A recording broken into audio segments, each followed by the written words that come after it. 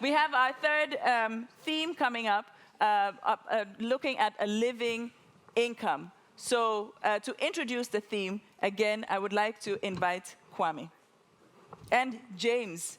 James and Kwame, the dynamic duo. A warm round of applause for them.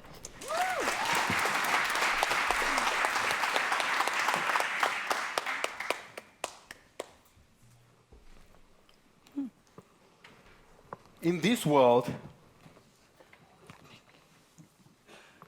we are all gathered around one large table.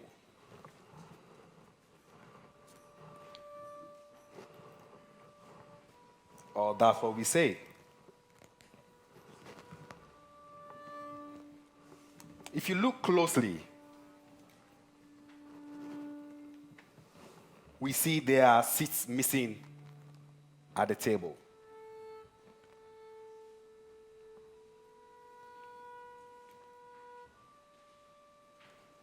There are things hidden under the table.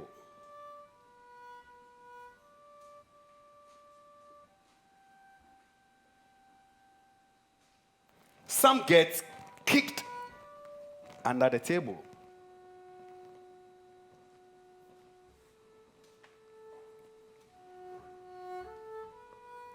And some people decide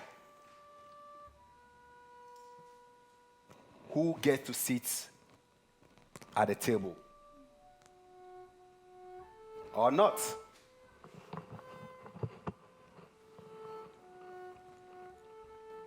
How can we turn the tables?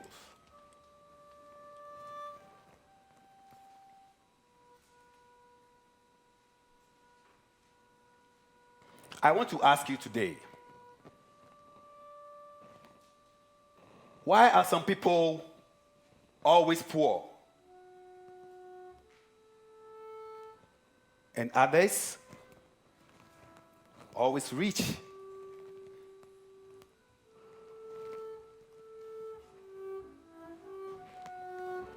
Does it help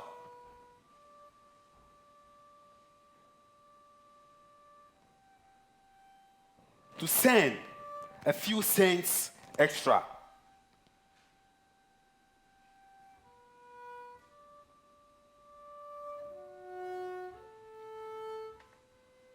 Does that make it fair?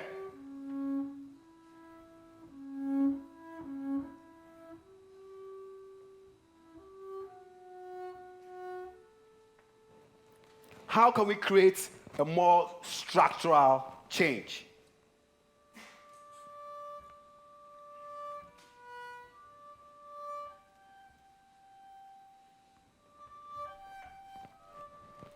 Now, meet our friend, Louis. We are fake friends. He doesn't exist. But he exists 1,000 times. He represents a reality in our food system.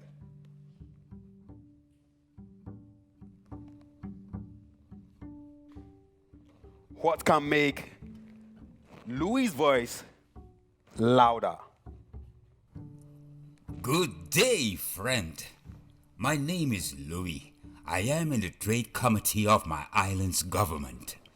I love eating, I love laughing, and I love my island.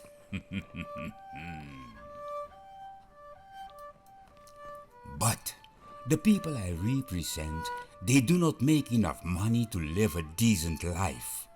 When I visit the farms and the fields, I see the struggle. I feel it. That's why I keep trying to create better conditions for us. I try to negotiate for change with my international counterparts. I've been around long enough to know that this struggle is not new. I've been around long enough to know that if we want our people to make a decent living, we need a deeper shift. But I can't do this alone. When I am at the dinner table, I am always the loudest. But when I am at the negotiation table, it's like I have no voice at all.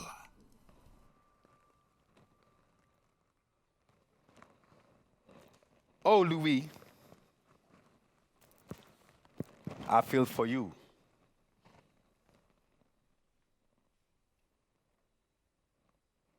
You are working hard,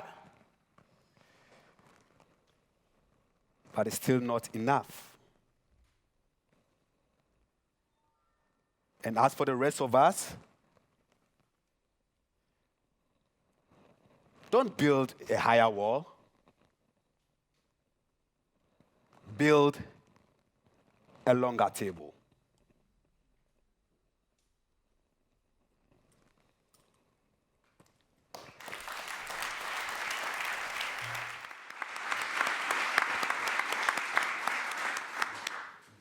That was Kwame and James' third and last spoken word performance of the day.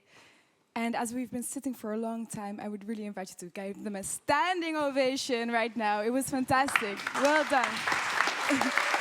You can stomp your feet. Woo! Yeah, thank you. Thank you.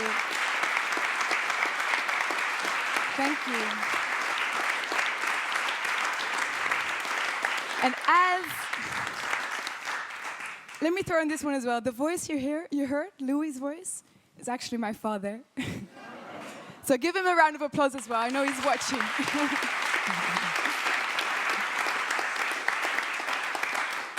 The most beautiful voice I know. Can you still hear my voice? I feel it getting softer and softer, so I'm just having the mic in my mouth pretty much. But I'm back now to have a conversation that I'm extremely passionate about. This is important stuff. I'm here to speak about how can we reach a breakthrough. Indeed, how can we not just marginally make things a little bit more fair? How can we really reach a breakthrough in providing a living income for everyone? For that conversation, I have three really wonderful guests with me with a lot of richness and perspectives. I'm just going to sit here and invite you into my living room. Marie-Ange Vaessen from Eosta. Give her an applause, please.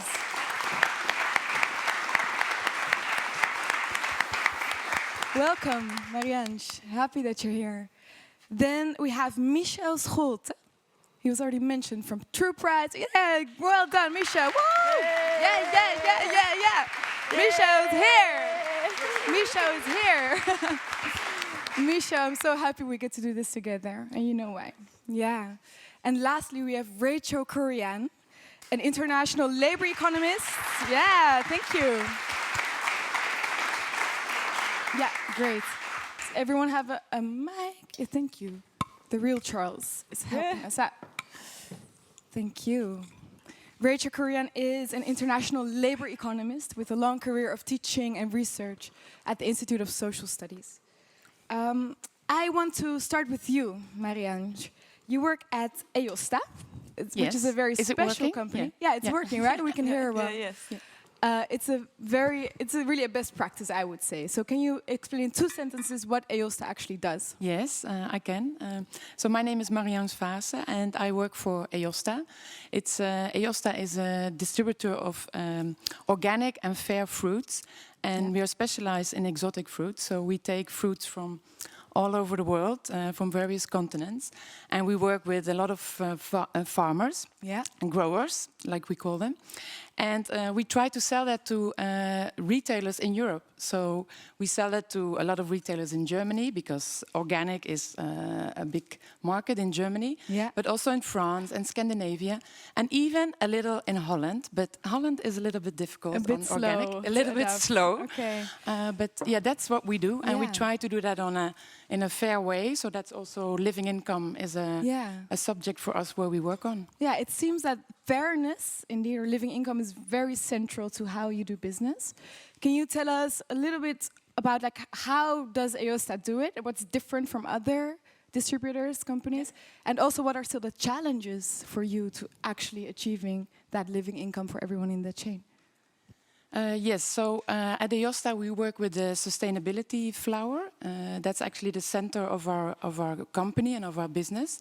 And this sustainability flower actually gives us the opportunity to manage and to monitor and to monetize the sustainable impact that we have with our production. So to make it a little bit more tangible, what we can do with that is, for instance, for growers, for every grower, well, not everyone, but we're working on it, but for a lot of growers, we have this sustainability flower, and we can say, okay, this farmer has this positive impact, for instance, on water, CO2, or on soil, compared to conventional. We set that up together with Soil and More. So again, very much about data, transparency. Yes, yeah, it's a lot about transparency and also a lot about giving insights on what organic production is doing for the planet. And also the flower contains a few bloembladen, so petals. Petals, exactly, which are on social impacts. And the social impact, for instance, there's where living wage is coming in.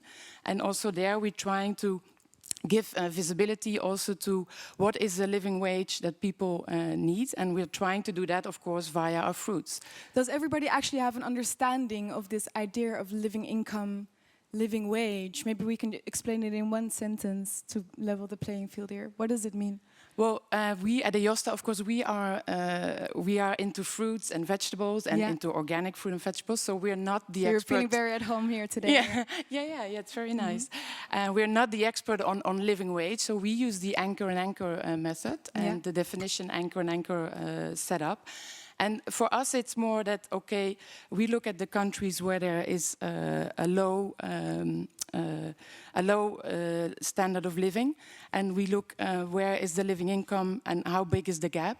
So the living income for us would then mean that people could have, a decent life, could put food on the table for their family, have them go to school. I can't say by heart now the anchor and anchor that definition, is, I think, but that's clear enough. Yeah, so that you have enough income to lead a decent life, to put food on the table, etc. Exactly. And a last question to you for now. As we talk about the challenges in achieving a living income or living wage, who do you think are powerful players in blocking this or being able to accelerate it? Yeah, so until now we actually have two chains of living income with two companies we are working with. One is in Burkina Faso and the other one is in Kenya. In Burkina Faso we're doing mangoes together with Fruitech. That's the company we work there with. They have 80 people working there.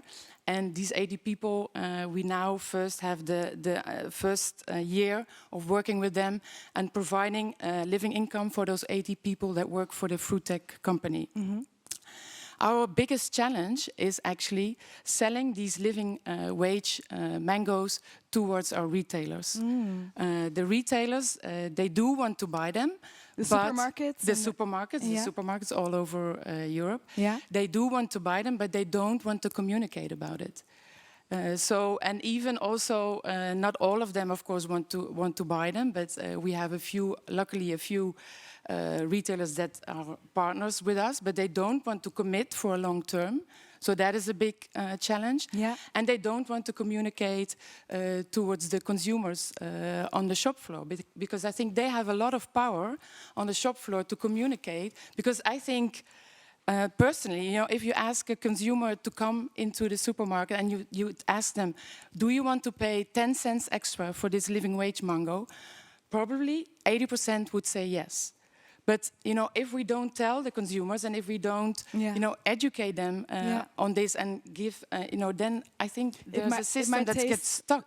Might taste less good though, the mango. We just learned from Charles because organic mangoes taste a lot better than. That's true. All right, thank you for now, Marie-Ange. I'd like to move to you, Michel. We have quite a history together, Michel and I. We go way back. We go way back, yeah, we do. And Michel is a co-founder of both True Price and the Impact Institute. True Price is on a mission to have all products sold for true prices, where you can actually see the environmental damage and the social gaps that exist in making that product. We started it together. And with Impact Institute, you're also helping people to measure their impact and give all kinds of tools. But I know that you're also very much you can think about the structural issues behind like, why you have to do what you're doing and why you're so passionately doing what you do. My first question to you would be, we have Eosta, beautiful example, but how could we mainstream this so that more players start to see like, oh wait, we're maybe not, we can actually pay a living income if we make it visible. How can we mainstream this? Well, thank you, Lynn, and it's a super great pleasure to sit in the same on the same stage as you. So definitely. maybe I think what we're doing, Impact Institute and True Price, we have more than 50 people already working on data, technology, software and education on things such as living wages and living incomes, and really translating that into meticulously detailed information to make choices. And I think it's necessary to make it very concrete because otherwise it stays with good intentions. And I think, we don't actually have a food crisis. Sustainability isn't really a crisis. There's no climate crisis. There's no nature crisis, not even a poverty and inequality crisis. The only severe crisis, the most, call it obscene crisis, is the hypocrisis. We are very hypocrite. Let's face it, guys.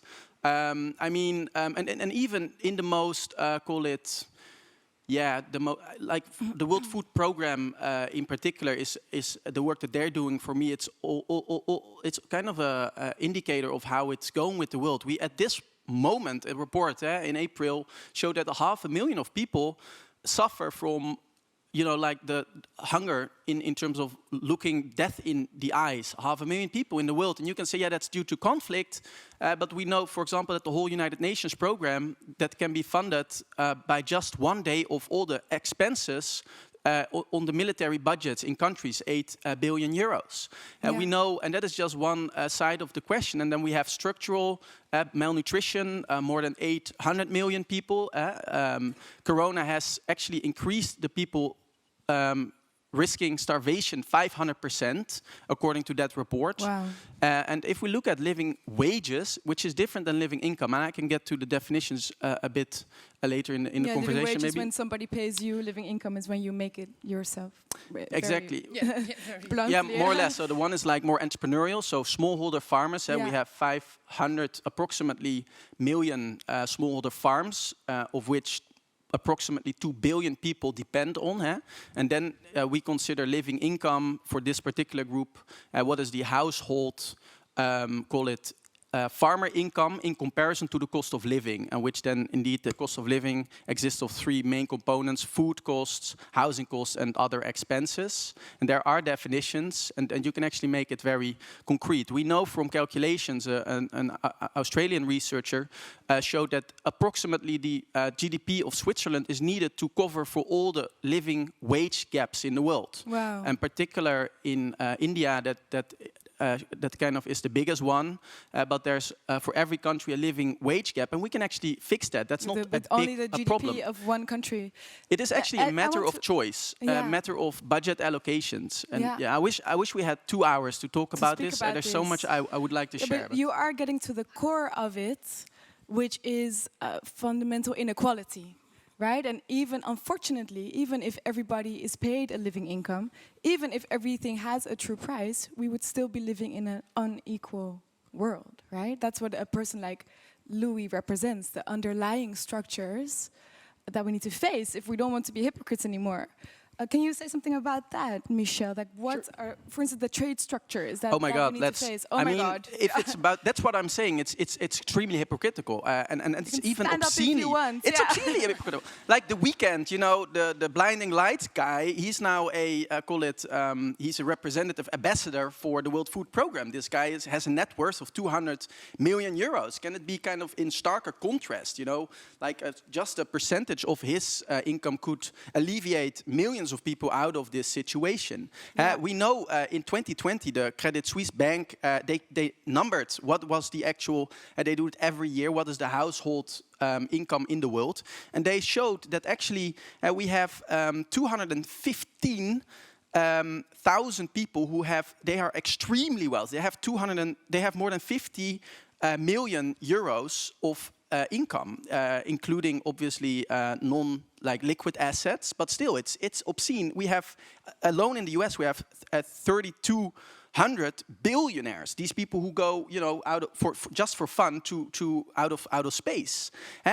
We know that the actual numbers have the millionaires that has increased 5 million. The number of millionaires in the world in 2020. This is the corona year, the year of crisis, the year where also reports showed that in particular vulnerable people, women in the world, Wageningen University made a kind of a hotspot analysis of that in particular those groups are extremely vulnerable and they are actually decreasing in their income. So it's totally a matter of choices and that's extremely hypocritical. We know that the incomes of the listed companies, the big food, the big tech, the big ag companies, they give themselves millions of euros of bonuses. They give hundreds, even in the Netherlands, I mean, they give themselves hundreds of millions of euros of dividend.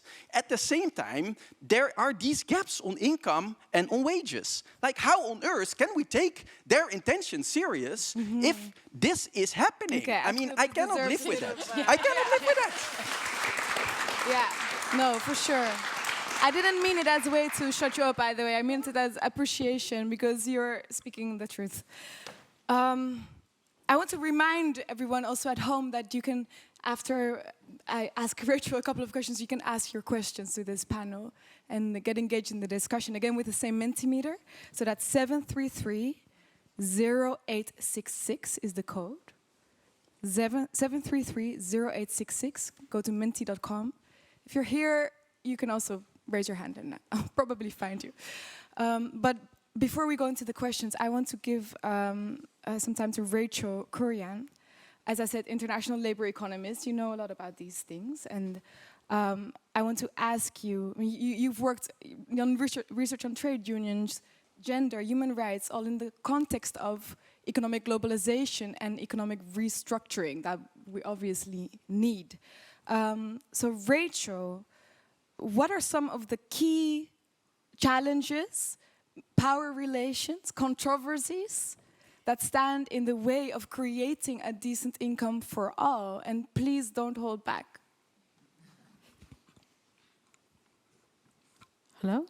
Okay. Well, these are many million-dollar questions, yes. And I'm not sure I can do credit to it. But I would like to focus on some of the issues that have been brought up by Louis, for example, yeah. but also others, as to why is it that the bargaining position of some of the countries is weak, and within the countries, why is the bargaining position of the more vulnerable groups or the small farmers even weaker? Now, to that, I would like to, of course, I can go into all history, but I would like to strike, first of all, the emphasis on the way in which many of these countries are in debt, okay? And really from the 1980s onwards, you do see an increasing role played by the IMF, the World Bank, in trying to restructure these debts. They have lent the money, and there is a process by which the countries have to undergo what they call conditionalities in order to repay the debt. Under the conditionalities is clearly that you have to move towards more market-oriented reforms. Now, these market-oriented reforms, and I don't want to go into the fiscal monetary policies, but by and large, there is an emphasis by these global institutions and regional institutions that lend money, that if you want the money, you have to commercialize or marketize or make your systems more market-oriented. Market efficiency is the term sometimes used. The reality is, of course, like the people, like the flowers and the avocados, and there's a push towards creating such products. Why? Because these are the ones that can be exported and which have a certain commercial value. And after all, you need the export push, otherwise you will not be able to pay back your debt. You cannot pay your debt in your local if I say Indian rupees and a spice, you have to have foreign exchange. Therefore, you do see that at the macroeconomic level, there is a push by the national economies as well, because they have to pay back these debts, to move into more commercialization of agriculture. That is not bad in itself. But the point is, it's often at the cost of food security at the local level. You see in many of the vanilla plantations, I can give you many examples of even that where people have taken credit, they have to move into this to this export production. And when the harvest time comes, even the children are there trying to meet the needs because they've all taken credit to do it. And that is often at the cost of food and is a potential food insecurity problem. This is particularly important because SDG2 is going for zero hunger. It's very well to do that, but don't forget the whole push is towards going in a way that actually can create even for greater hunger. I want to talk a little bit, which was touched earlier by my previous speaker, on the role of, well, let's say hypocrisy. Huh? Was it you who mentioned hypocrisy? Yes, it was definitely Michel. You see, we are talking about the fact that these global institutions are saying that, you know, market efficiency is the only one which will give you the optimal price of products. That's the, if you want to use the term classical, neoliberal, I don't know, but that's the nature of the devil in a way. But the reality is that, let's say, the WTO, the World Trade Organization, which has its mandate to ensure that all countries remove their tariff and non-tariff barriers. The WTO is, everybody is part of the WTO, every country wants to be part of the WTO, but the reality is that about 60%, it could be more at times, of international trade is intra-firm trade.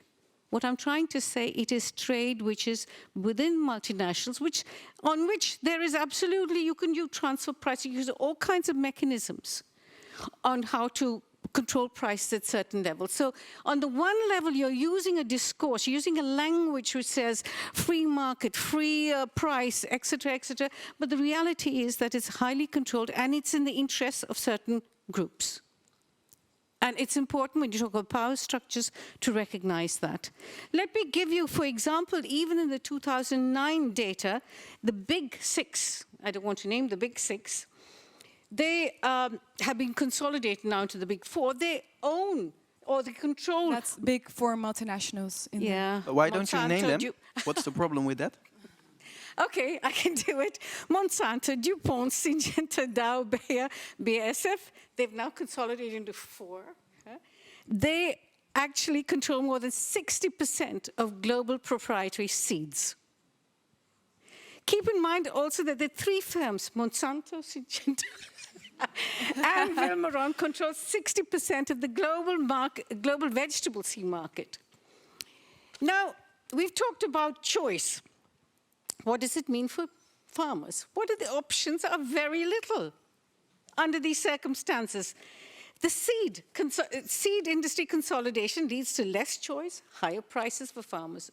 And these companies aggressively protect their patents, patent right, which means less innovation and more restrictions on how seed is used in exchange, including seed saving and research purposes. Now, these restrictions, by the way, also affect conventional and organic agriculture. So you're talking about the fact that all these processes make them dependent, make farmers dependent in terms of price and everything. If you, for example, go further, you will see that it is not therefore surprising that this enormous economic power of these companies has also power over the political processes. And their influence on framework conditions, such as regulatory frameworks, etc., is huge, it's decisive. So we're talking about the fact that the IPES, for example, identified also that the concept, and I'm quoting, concentration of power in the hands of several large multinational corporations as one of the key obstacles to a transition towards more sustainable food systems. I just take a more worrisome factor, which is the three biggest seed companies, Monsanto, Bayer, since I'm repeating these for you, are all part of the agrochemical industry and are three of the biggest global pesticide producers as well. And it is these same producers of pesticides that develop seeds. This clearly implies also their vested interest, in a way, in the need to use pesticides when growing seeds they produce, and in a way. You know, what I'm trying to say, the smallholder farmers, and including trade negotiators like Louis, have really no control over the global market price. They're weak. And it's not by accident, it's because their structural factors were making them weak. They have non-existing negotiating power, like Louis said. Yeah.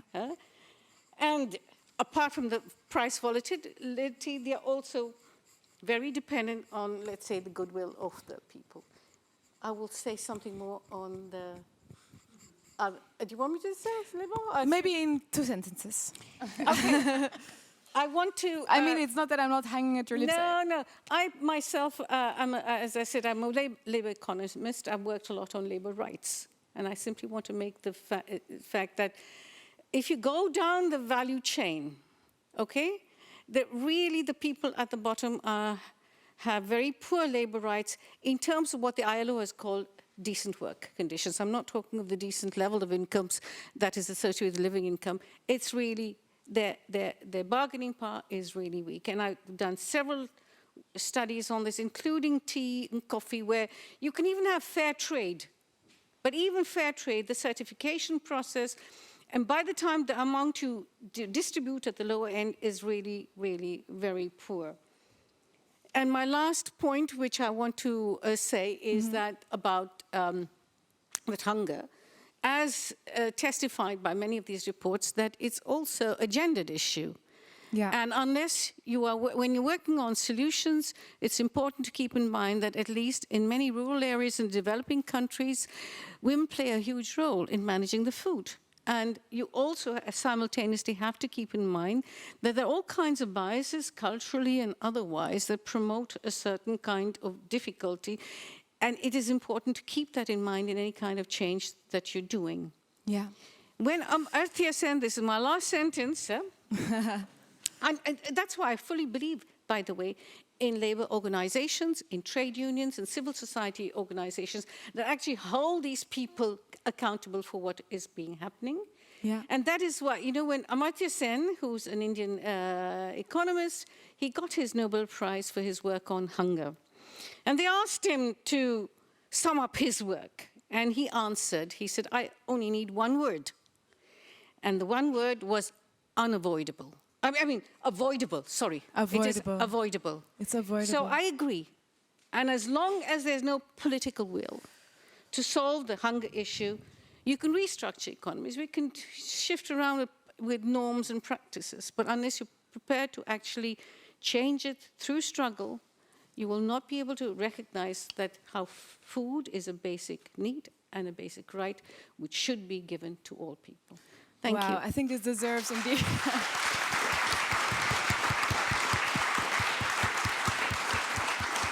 I think that is a few decades of thinking and research work compressed into a couple of minutes.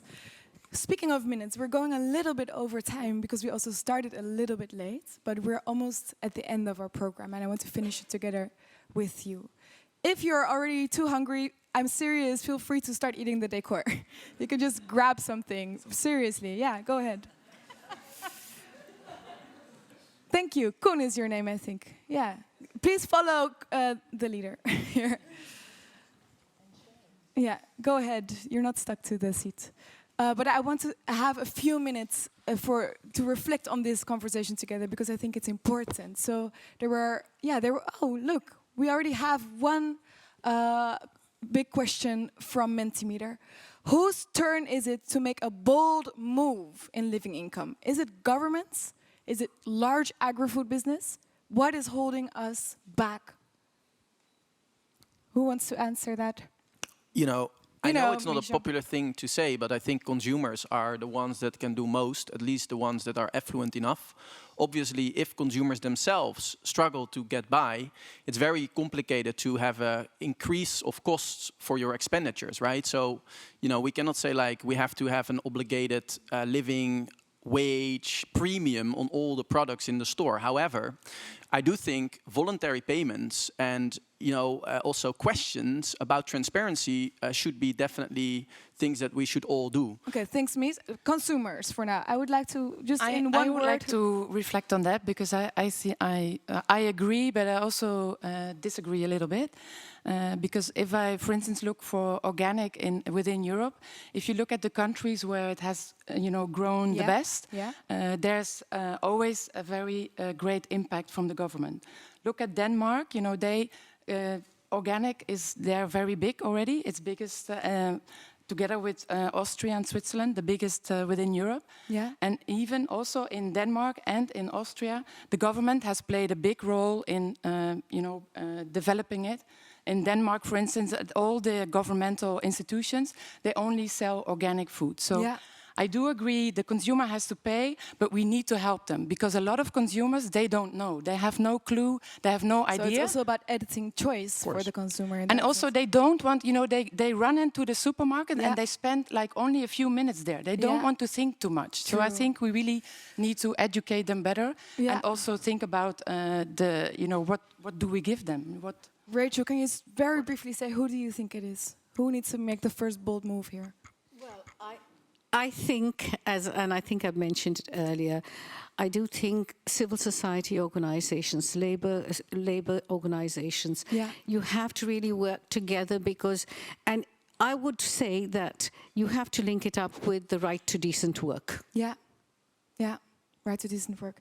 I see somebody in the audience here that I also want to involve here because we're not hearing much about the governments, indeed. And ECDPM is here. I just want to ask you very briefly, because they're working on policy level, government level, EU. What can policymakers here in the EU do to give people like Louis more policy space to actually reach his goal of more money for his people? Thank you, Lynn, for giving us the floor. And I actually want to take it to the issues that we've talked to and the question that was about that has to make the first move. And it's a systems change that we're talking about. So the thing with system change is that we all need to move and we all have different roles in this systems change. Yeah. So if I have to give an advice to the European policymaker, it's about being honest, to look at what you're already doing and see if you are actually contributing to this systems transformation that we're all talking about. Actually maybe only optimizing the existing system, like making it less bad or reforming it a bit. Or maybe you're even reinforcing the unsustainability of the system. So that's what it's important to be aware of those blind spots. And then when it's about what to do, I think it's important to build in diversity in your system. So get those different perspectives around the table, and in the end also to learn, because this is system change. You have feedback loops, things you're pushing here and things pop out on the other side, and you need to be able to adapt if you are implementing a policy and this has unintended consequences.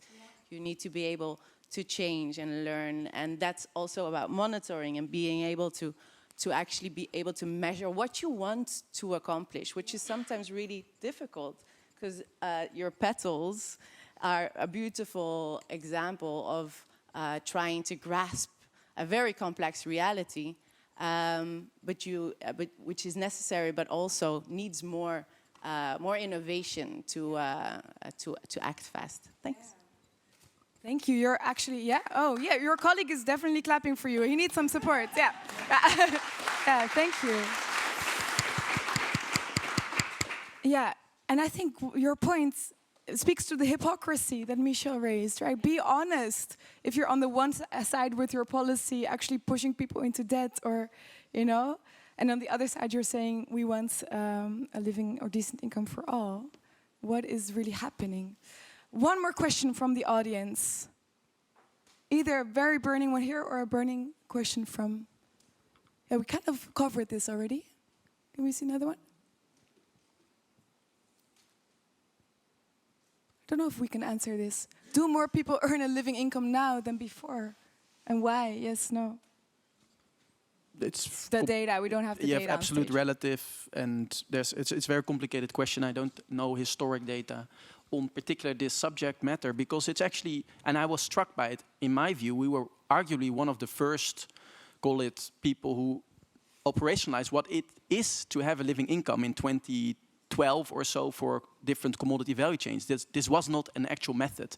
Anchors did a good job in standardizing it, but so, you know, probably there are, you must know that better, what kind of the historic trends are, but I don't really think it's even relevant, you know. I think we need to also, for me, it's basically the whole food system in relation to poverty question is where on the, let's say, continuum of enslavement are you positioned?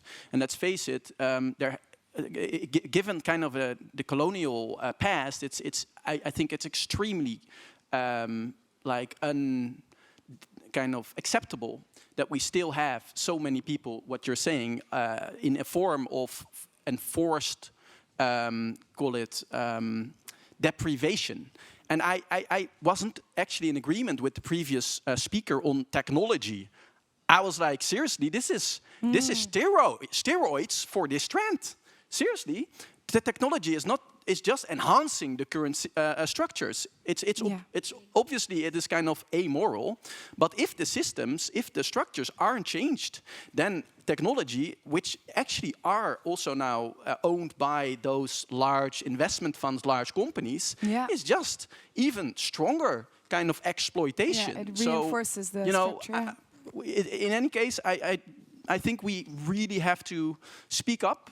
Name the problems, identify the elephants in the room, make yourself a little bit unpopular, but I think it's the only way forward. Yeah, thank you, Michel. In the meantime, can Kwame throw any of you some fruit? He's there. What? Raise your hand if you want some fruit, yeah. Okay, great, yeah. We're rounding off, we're out of time, but that's okay because we're not actually out of time. We're going to continue on this topic, but then more think from our own selves, what can we actually do? And as input, we've heard, oh, he's going to give everybody, that's sweet. You know, what we've heard here, you can actually commit to it if you're a company like Eosta and you put this type of, you know, work central in your organization, you can actually do it. We need radical transparency, but that's not enough. We need to look under the hood of this global economy of ours and see what are the structural inequalities, what are the power relations we're up against. Are we not fortifying them with our solutions, actually? You know, we've spoken about macroeconomic reforms, the debt issue, which had not come to my mind, thinking about living income, that countries are in debt and therefore commercializing and therefore not able to secure food and decent wages. The gender aspect, decolonizing the trade system, it's big words, but it's all what it means to build a longer table, to speak in Kwame's words. So thank you for your inputs. Thank you all for listening so attentively. And I'm going to give the floor to Amma to round us off. Thank you so much. Thank you, yeah. Oh. This mic is at the end. Okay. Well, thank you so much for heating up our seats, having a hard talk, and indeed looking under the hood and seeing some of the problems as we enjoy the abundance. Because as the real Charles Michel said, you know, that we have a system of abundance operating in an illusion of scarcity. The way he said it, for me, was really important. And we've come to the end of our morning session. And what a session it's been. We've covered so much ground. We've talked about our 3 themes, discussed our 3 themes. We've invited you to interact via Mentimeter, but we have done so much, I can't do this on my own. So I would like to invite Lawrence Haddad to join me here. Lawrence, you're not surprised, are you? You knew I was going to call you, right? Yeah, you forgot because you were enjoying yourself. But here's a mic. Let's do this standing. Is that okay, or would you prefer to sit? No, standing's good. Standing, because I'm very so many things stood out to me. One of the things that stood out to me is that leek flowers are edible. I didn't know that. And there's so many of these important little things that we don't know that actually disconnect us from food systems, disconnect us from each other, from systems, and make us feel isolated in a time when we need to be connected and moving together more than ever. So that's one of the things that stood out for me. What stood out for you? What are some of the things that stood out for you that you want us to hold on to as we progress today? You're right, I did forget. You did? But I've been paying... I can help you. I've been paying attention. Okay. Because I thought the speakers were great. Two things that really stood out for me. One was everyone was talking about the need for deep changes. You know, in the space I operate in, I see horrific trends. I mean, obesity rates are just increasing at an exponential rate. I mean, it's really extraordinary. I don't quite know how long it can go on for. Hunger numbers are just exploding. Kids that are skin and bone, which we call wasting, those numbers are exploding because of COVID. So it feels like most of the speakers were saying the time for marginal change is now past, and we really need to sort of go 1 or 2 levels down and think about really powerful fundamental changes. One of the questions I wanted to ask the last panel actually was that the World Bank, in the context of the summit, there were some people who were working with the World Bank saying to them, you need to redefine your poverty lines. The way we define poverty is how much does it cost to get this number of calories, and then you add something on top for the housing and the non-food, as I think Michel said. But that's you know, of course, enough calories is important, but we need to go beyond feeding to nourishing. So if you talk about how much does it cost to nourish and how much does it cost to get a healthy diet, we know that 3 billion people cannot afford a healthy diet. That is outrageous. Yeah. So I think the time for marginal change, yes, if it's easy and marginal, let's do it, but let's not stop there. Let's work for really fundamental, deep change. I think the second point is that we heard a lot of outrage on the stage, and that's really good. We need to be outraged. I think there's far too much complacency. Whenever anybody asks me what's the one thing we need to do to change food systems, I say, first of all, stop asking me that question. That's the one thing, because there isn't one thing, as our ECD PM colleague said. But I think the one thing that really needs to happen is we need to channel the outrage constructively into real change. And I really do think it's only civil society that really can be the initial engine for change, whether you call that consumers or farmers or labor unions or trade associations or school children, as in the climate change debate. That's where the real catalyst for change comes. Then governments can pile in. Governments always pass policies. Maybe the Netherlands government is different, but governments tend to pass policies that have broad approval. They rarely pass policies that are unpopular, right? So they kind of codify what citizens want. They try to anyway. So they're kind of playing catch up. Businesses say they want to respond to consumer demand, and sometimes they do, but they also very much shape consumer demand. So they like to have it both ways, but really it's civil society. And I see too many civil society groups complaining about the problem and not enough working to change the situation. So I'd really like to see those are the things that struck me from the presentations. No, these are important things that you raise, Lawrence, and I think, you know, the power of, so really, it's also really about shifting a lot of our perspectives if we are to transform, if we are to transition. So it's not government versus business, the people versus governments, but we are all connected in this, and indeed, if we are to change, we are to move together and not separately. And I think that if we can do this as we move forward in this program and in our work, that would be great. Now, we've tried also to highlight this inequality, our outrage, in the setup of today. So it's the UN Year of Fruits and Vegetables, which is why you have all these fruits and vegetables here as part of our celebration. But we wanted to highlight indeed this stark inequality that we all joyfully or you know, passively exist in, you know, a world of abundance, right? A fully set table, and a world of scarcity where there is nothing. And that world of scarcity, right, it doesn't exist. Right, I was getting to Job.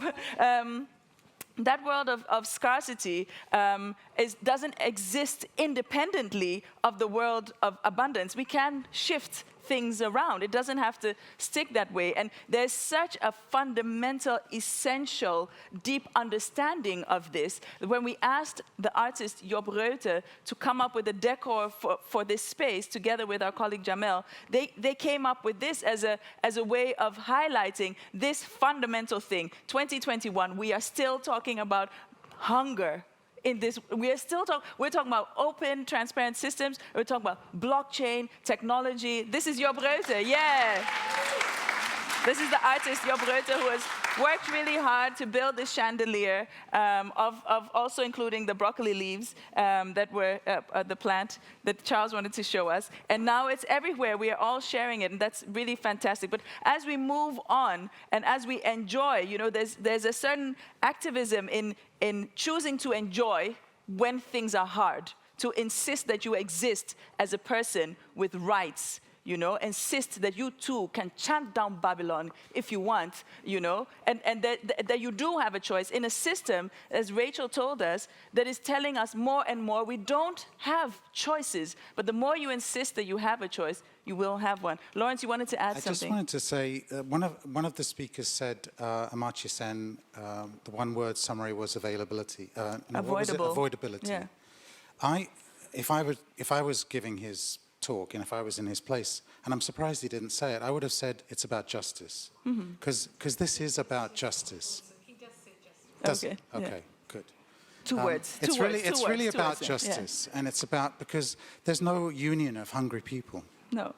They don't have a voice, so we have to make choices that support their choices.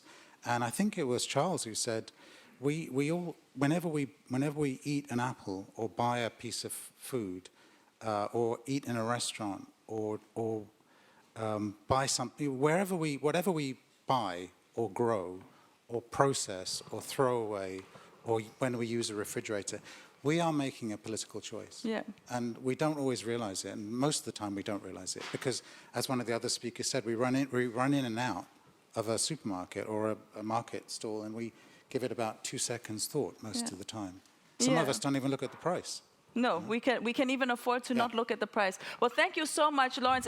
It does feel like we have so much to continue discussing, crafting, creating as we proceed. We have explored these 3 themes. So what are our choices? Enabling sustainable and healthy food choices, digitalization, could that give us any solutions, and a living income. Now, we have run over time, but I would like to tell you a couple of practical things now, because we are going into our lunch break. Yes, thank you so much, Lawrence. A warm round of applause for you. And thank you so much for generously, thank you also for your generosity, Kwame, for generously joining us to reflect on the morning so far. Now, just the practicalities, because Kwame is giving you a little snack, but that's not going to cut it. We have a lunch break now. During the lunch break, it's hosted. You've selected tables, so when you get out of this space, there you will find your way around for the hosted tables. Then after the lunch, we have our breakout sessions. That's the other thing that you selected for today. So then after that, there are posters outside that you can check where your breakout session is. And these breakout sessions are around these 3 themes. So I think just to not run out of time even more, I would like to thank you all for your attention. Thank you all at home for joining us. Invite you to join us again at 3:45 in... Not everyone knows where they are. Yeah. It should, on your card, you should have the lunch host that you picked. So it says lunch, and then who you're having lunch with, and breakout session, which session you picked, or which was your first or second choice. If it is not on your card, please see the desk where you picked up your card, and you will be helped out there. Yeah? Are there any more questions? I love that there are people that can like ask and interject in a room. Any more? No. Have a great lunch. We have a healthy, abundant, lovely lunch in bags for you. And I would like to invite you to leave the room.